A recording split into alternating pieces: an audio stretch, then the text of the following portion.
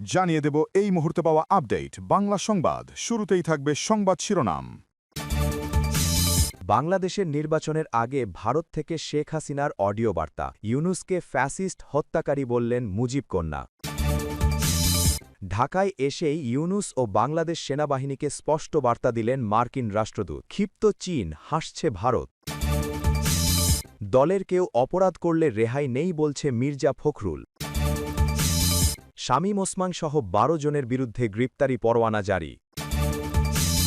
বাংলাদেশে ৫৪ বছরের চটকদারি কথা বলার রাজনীতি চলবে না বলছে সাদিক কায়েম। শুনছিলে সংবাদ শিরোনাম, এবারে বিস্তারিত।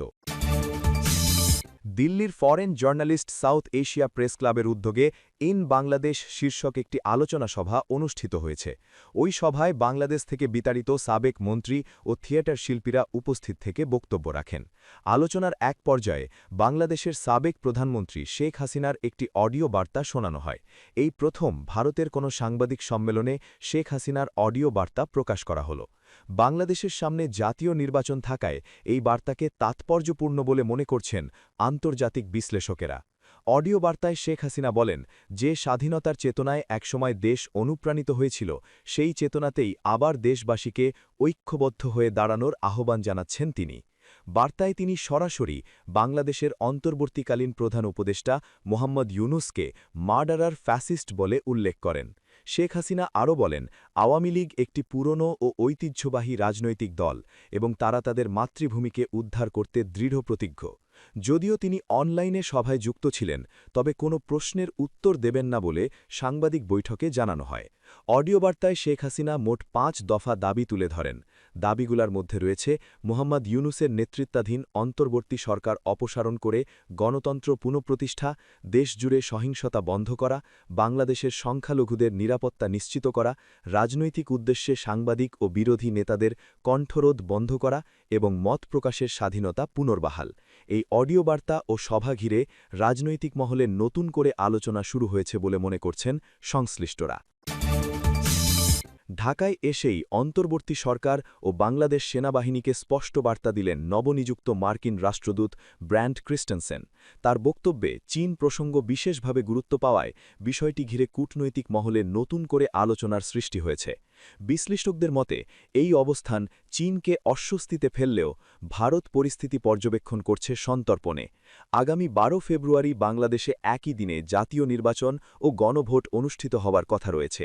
নির্বাচনের ঠিক এক মাস আগে গত ১২ জানুয়ারি দায়িত্ব গ্রহণের প্রথমবারের মতো সাংবাদিকদের সঙ্গে মতবিনিময় করেন মার্কিন রাষ্ট্রদূত ব্র্যান্ট ক্রিস্টেনসেন। এই সময় তিনি বলেন, যুক্তরাষ্ট্র ও বাংলাদেশের ভবিষ্যৎ সম্পর্ক নিয়ে তিনি আশাবাদী এবং আগামী মাসে অনুষ্ঠেয় বাংলাদেশের ঐতিহাসিক জাতীয় নির্বাচনের দিকে তাকিয়ে আছেন। তিনি আরও জানান, ফেব্রুয়ারিতে বাংলাদেশের জনগণ যে সরকারকে নির্বাচিত করবে তাদের সঙ্গে যুক্তরাষ্ট্র একটি ইতিবাচক ও কার্যকর সম্পর্ক গড়ে তুলতে আগ্রহী।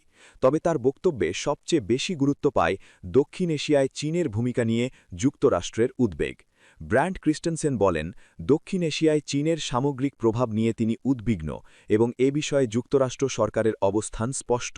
তিনি জানান, বাংলাদেশে তিনি সব পক্ষের সঙ্গে যোগাযোগ রাখবেন, তা অন্তর্বর্তী সরকারই হোক বা নির্বাচনের মাধ্যমে গঠিত নতুন সরকার। রাষ্ট্রদূত আরও বলেন, কিছু নির্দিষ্ট ক্ষেত্রে চীনের সঙ্গে যুক্ত হওয়ার ফলে যে ঝুঁকির বিষয় রয়েছে তা তিনি স্পষ্টভাবে তুলে ধরবেন। বিশেষ করে সামুদ্রিক ক্ষেত্র এবং গুরুত্বপূর্ণ অবকাঠামোতে চীনের সম্পৃক্ততা নিয়ে যুক্তরাষ্ট্রের উদ্বেগের কথা উল্লেখ করেন। উল্লেখ্য, গত বছরের ২৩ অক্টোবর মার্কিন সেনেটের পররাষ্ট্র বিষয়ক কমিটির সামনে শুনানিতে অংশ নিয়েছিলেন ব্র্যান্ট ক্রিস্টেনসেন। সেখানে তিনি বাংলাদেশের একটি সাবমেরিন ঘাঁটির সংস্কারে চীনের সম্পৃক্ততা এবং ঢাকার ২০টি চীনা জে-10 যুদ্ধবিমান কেনার পরিকল্পনা নিয়ে প্রশ্নের জবাব দেন।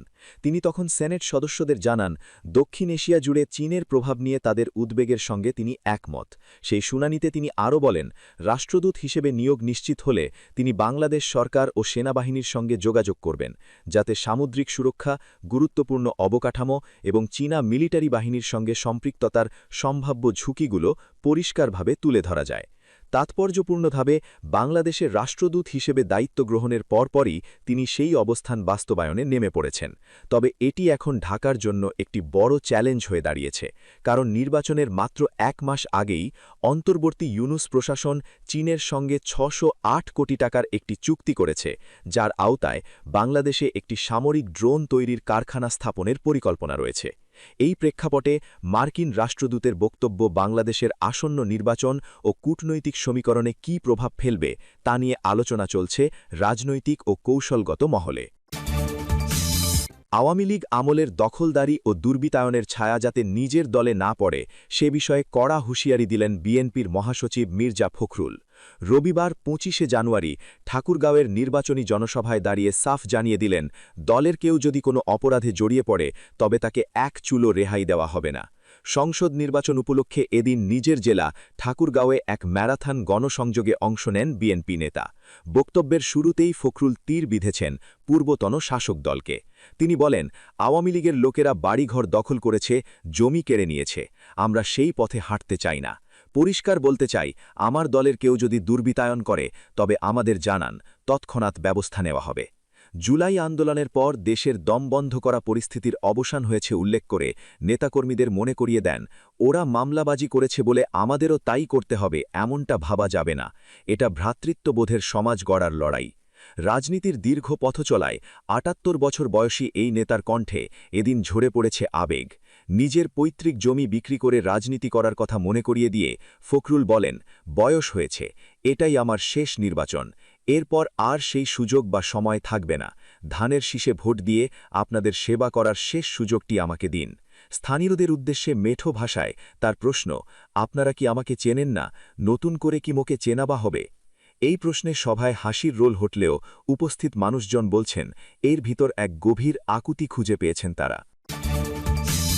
জুলাই আন্দোলনে নারায়ণগঞ্জ সদর ও ফতুল্লা এলাকায় রিয়া গোপ সহ ১০ জনকে হত্যায় সাবেক এমপি শামীম ওসমান ও তার ছেলে অয়ন ওসমান, ভাতিজে আজমেরি ওসমান সহ ১২ জনের বিরুদ্ধে অভিযোগ আমলে নিয়ে গ্রেপ্তারি পরোয়ানা জারি করেছেন আন্তর্জাতিক অপরাধ ট্রাইব্যুনাল। সোমবার ১৯শে জানুয়ারি তাদের বিরুদ্ধে এ আদেশ দেন আন্তর্জাতিক অপরাধ ট্রাইব্যুনাল ১-এর বিচারিক প্যানেলে। অভিযোগে বলা হয়, ১৯ এবং ২১ জুলাই নারায়ণগঞ্জ এলাকায় দেশীয় ও বিদেশি অস্ত্র হাতে শিক্ষার্থীদের বিরুদ্ধে মাঠে নামেন শামীম ওসমান ও তার অনুসারীরা। নারায়ণ ক্লাবে কবে আন্দোলন দমনের পরিকল্পনা করেন এবং রাইফেলস ক্লাবের সকল অস্ত্র লুট করে তারা শিক্ষার্থীদের ওপর ঝাঁপিয়ে পড়েন। অভিযোগে আরও উল্লেখ করা হয়, ওবায়দুল কাদেরের সাথে ফোনে আলোচনা করে শামীম ওসমান নিজেই অস্ত্র নিয়ে মাঠে নামেন। এসব অভিযোগ সহ মোট ৩টি অভিযোগ আনা হয়েছে তাদের বিরুদ্ধে। বাংলাদেশে গত ৫৫ বছরে চটকদারি কথা বলার রাজনীতি চলবে বলছে বাংলাদেশ ইসলামী ছাত্র শিবিরের কেন্দ্রীয় প্রকাশনা সম্পাদক সাদিক কায়েম। তিনি বলেন, আমরা যদি বাংলাদেশের ৫৪ বছরের ইতিহাস দেখি তাহলে অনেক চটকদার কথা বলার রাজনীতি দেখতে পাই, কিন্তু ওই চটকদার কথার মাধ্যমে তারা জনগণের সঙ্গে প্রতারণা করেছে। এমন চটকদারি কথা বলার রাজনীতি ভবিষ্যৎ বাংলাদেশে আর চলবে না, চলতে দেওয়া হবে না।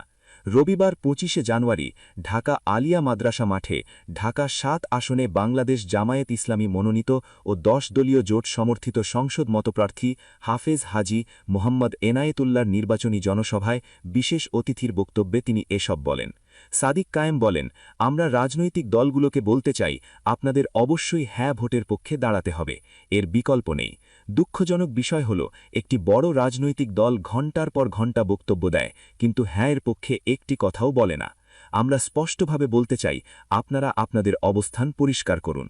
আপনারা হ্যাঁ নাকি না এর পক্ষে, সেটি আপনাদের ভবিষ্যৎ নির্ধারণ করবে। আপনারা না এর পক্ষে হলে দেশের জনগণ ১২ ফেব্রুয়ারি ভোটে তার উচিত জবাব দেবে। তিনি বলেন, আমরা এই পুরান ঢাকায় পাথর দিয়ে মানুষ মারতে দেখেছি, এই আসনে অনেক জুলুম হতে দেখেছি। ইনসাফ কায়েম করতে এনায়েতুল্লাহ ভাইকে বিজয় করতে হবে।